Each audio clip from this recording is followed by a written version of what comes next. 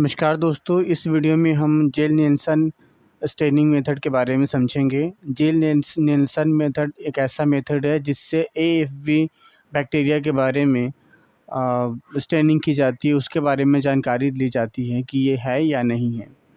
एएफबी कहें तो acid fast bacilli, यानी कि जो ट्यूबरक्लोसिस के बैक्टीरिया और लेप्रोसी के जो बैक्टीरिया हैं, ट्यूबरक्लोसिस के बैक्टीरिया माइकोबैक्टीरियम ट्यूबरकुलाई और लेप्रोसिस का माइकोबैक्टीरियम लेप्रा, ये दो ऐसे बैक्टीरिया हैं जो एसिड फास्ट बैसिलाई हैं। एसिड फास्ट बैसिलाई उस बैक्टीरिया को बोला जाता है जिसके ऊपर एसिड पड़े भी तब भी उसके कोई ख़ास उसके ऊपर असर ना हो, यानी कि जो एसिड को भी बर्दाश्त कर ले, एसिड को भी सह ले, उस बैक्टीरिया को हम एसिड फास्ट बैसिलाई कहते हैं।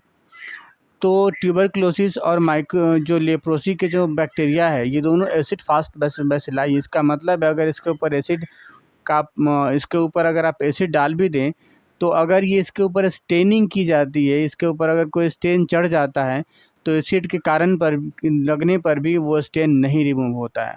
हालांकि और जो बैक्टीरिया होते हैं उसके स्टेन को अगर हम एसिड से धोएं, एसिड से साफ़ करें तो साफ़ हो जाता है।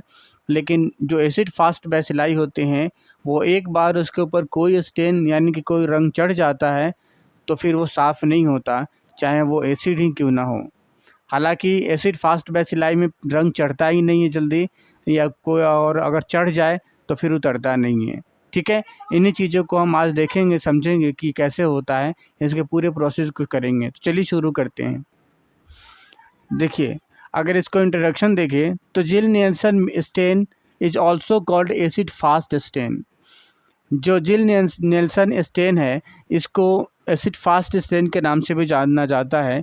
इसका कारण यही है क्योंकि जेल नियंत्रण स्टेन ये एसिड फास्ट बैसिलाई के ऊपर काम करता है। दूसरा है this method was modified by जिल एंड नेल्सन। ये जो मेथड था एसिड फास्ट जो स्टेनिंग, ये जिल और नेल्सन नाम के दो केमिस्ट माइक्रोबायोलॉजिस्ट थे, उनके द्वारा ये चीज़ें मॉडिफाई किया गया था। It is important in diagnosis of tuberculosis. ये बहुत इम्पोर्टेंट वाली बात है कि इसका इस्तेमाल ट्यूबरक्लोसिस के डायग्नोसिस में किया जाता है, क्योंकि ट्यूबरक्लोसिस का जो बैक्टीरिया है वो एसिड फास्ट बैसिलाई है। ठीक है, इसका प्रिंसिपल देखें कि किस प्रिंसिपल पे काम करता है। तो some organism are not stained easily by ordinary stain. क्या कह रहा है, जो ऑर्डिनरी स्टेन है उस स्टेन से कुछ ऑर्गेनिज्म ईजिली स्टेन नहीं होते, वो रंगते नहीं easily. Therefore they should be treated vigorously to make them visualise. इसलिए उसको विग्रसली यानी कि बहुत ज़्यादा तौर पे उसको ट्रीट किया जाता है किसी एक ऐसे स्टेन से, ताकि वो विजुअलाइज हो सके, वो दिख सके। ठीक, acid fast bacilli that means ये जो ट्यूबरक्लोसिस के बैक्टीरिया है लेप्रोसी के, जैसे कि मैंने पहले बताया कि इसके ऊपर जल्दी कोई सा भी रंग नहीं चढ़ता है। आप कोई सा भी स्टेन चढ़ाए इसके ऊपर स्टेनिंग जल्दी नहीं होती, बड़ी मुश्किल से स्टेनिंग होती है। और अगर स्टेनिंग एक बार हो गई, चढ़ गई, तो फिर वो जाती भी नहीं है। वही कह रहा है। वंस स्टेन, देखिए नेक्स्ट लाइन में है वंस स्टेन, जब एक बार इसके ऊपर स्टेनिंग हो जाती है, दे विल नॉट डीकलराइज, यानी कि ये डिकलराइज नहीं होते विद एसिड, यानी किसी एसिड के साथ ये फिर इसका डिकलराइजेशन नहीं होते, इसका रंग नहीं हटता। This organism are called acid fast bacilli. इसीलिए इसको एसिड फास्ट बैसिलाई कहते हैं, क्योंकि ये एसिड से भी फास्ट है। ये हुआ ना, क्योंकि अगर एसिड से फास्ट नहीं होता तो एसिड डालने के बाद ही तुरंत ही हट जाता, लेकिन ये एसिड के डालने के बाद भी नहीं हटता, ये इसका रंग नहीं रंग छोड़ता है, यानी एसिड से भी फास्ट है, इसीलिए इसको हम एसिड फास्ट बैसिलाई के नाम से जानते हैं। इसके एग्जांपल में देखिए तो mycobacterium tuberculosis and mycobacterium leprae are acid fast bacilli. ठीक है, the non AFB get decolourised with acid. जैसे कि मैंने पहले बताया, इसमें कह रहा है कि जो non acid fast bacilli bacteria होते हैं वो डिकलराइज हो जाते हैं, वो अपना रंग छोड़ देते हैं एसिड के साथ, एसिड उसके ऊपर डालने पे, एंड एक्सेप्ट काउंटर स्टेन। और इसके ऊपर दैट मीन्स कोई काउंटर स्टेन आपने डाला तो उसको एक्सेप्ट कर लेते हैं, इसका मतलब अपना रंग छोड़ देते हैं। काउंटर स्टेन का इस्तेमाल तो इसीलिए किया जाता है ना, ताकि वो डिकलराइज कर सके। इसका प्रोसीजर देखें, प्रोसीजर में वही सबका स्मीयर बनाते थे, तो इसका भी सबसे पहले स्मीयर बनाना है।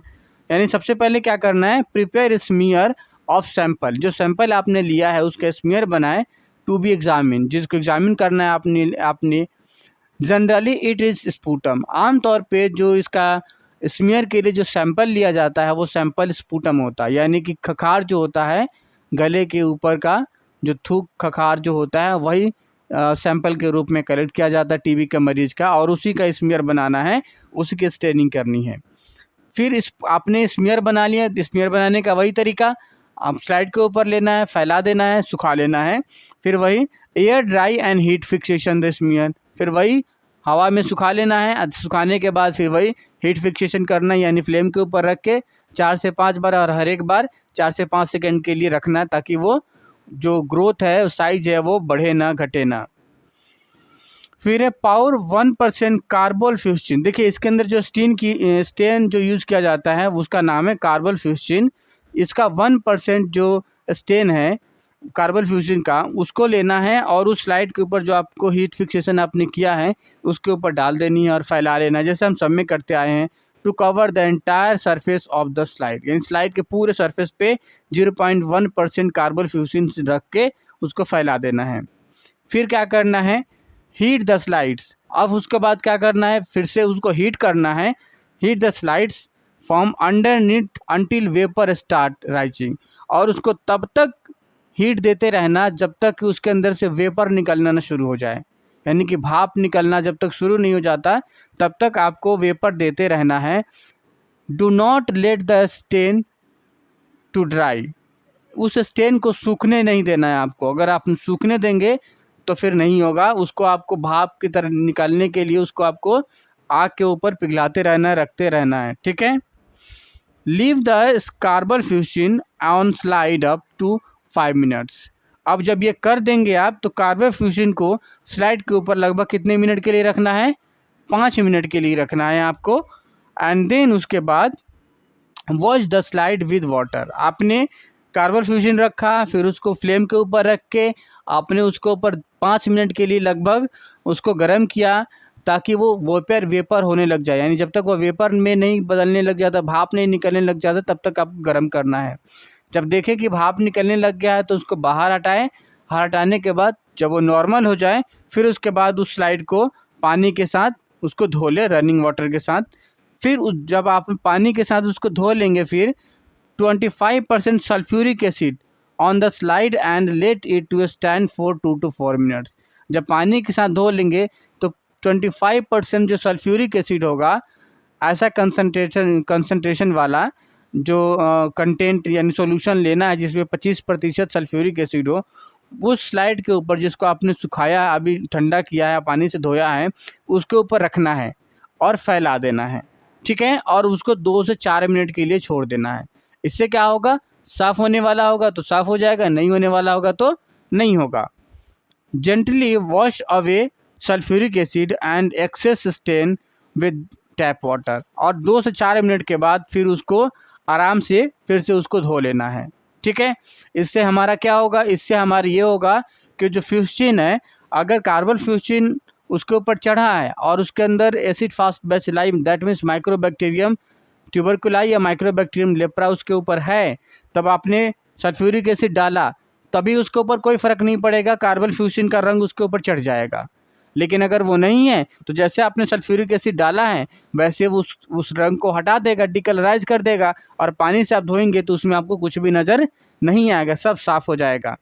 तो वही करना है, डालने के बाद 2 से 4 मिनट के बाद फिर से आप उसको जनरली धो देना है सल्फ्यूरिक एसिड को, और थोड़ा देर देखना है। फिर उसके बाद आप क्या करना है, और 0.1% मिथाइलिन ब्लू, अब उसके ऊपर मिथाइलिन ब्लू डालना है on the slide up to 30 seconds. अब 30 सेकेंड के लिए उसको ऊपर रखना है मिथाइलिन ब्लू को, और gently rinse the slide with the tape water and dry it. Tape water के साथ रख के थोड़ा सा अपने ऐसे करना है और छोड़ना है, फिर उसके बाद थोड़ा सा उसको धो लेना है फिर उसको सुखाना है।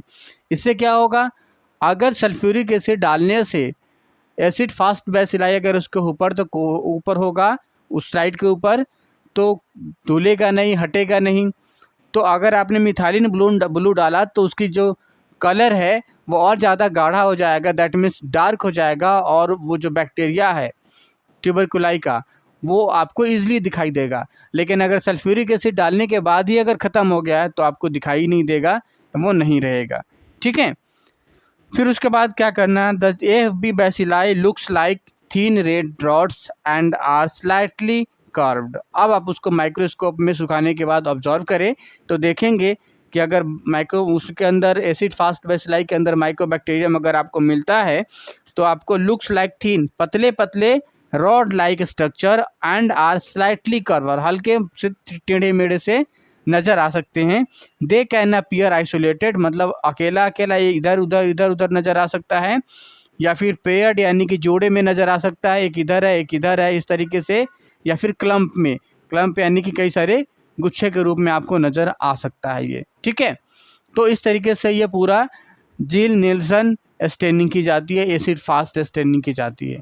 ठीक है, अगले वीडियो में आपको किसी और स्टेनिंग प्रोसेस को लेकर आएंगे और बताएंगे कि उसकी स्टेनिंग कैसे की जाती है। तब तक के लिए शुक्रिया।